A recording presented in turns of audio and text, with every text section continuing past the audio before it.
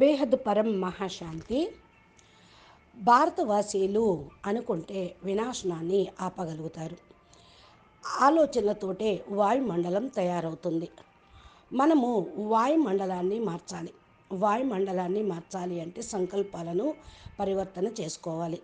భారతవాసీలు అనగా పక్కా సనాతన దేవి దేవతా ధర్మ ఆత్మలు మేల్కోవాలి. అప్పుడు నెమ్మది నెమ్మదిగా వినాశనం యొక్క వైబ్రేషన్స్ ఏవైతే ఇప్పుడు నడుస్తూ ఉన్నాయో అవన్నీ కూడా కథమైపోతూ ఉంటాయి. వినాశనం చేయించేటువంటి సూక్ష్మ జగత్తు ఆత్మలు కూడా మారిపోతూ ఉంటారు. ముఖ్యమైన విషయము, ఇప్పుడు ప్రకృతి కూడా తమో ప్రధానంగా దుఃఖదాయిగా ఉంది. నెమ్మది నెమ్మదిగా అది కూడా పరివర్తన అవుతుంది. నెమ్మది నెమ్మదిగా సుఖ వాతావరణము అనేది తయారవుతూ ఉంటుంది.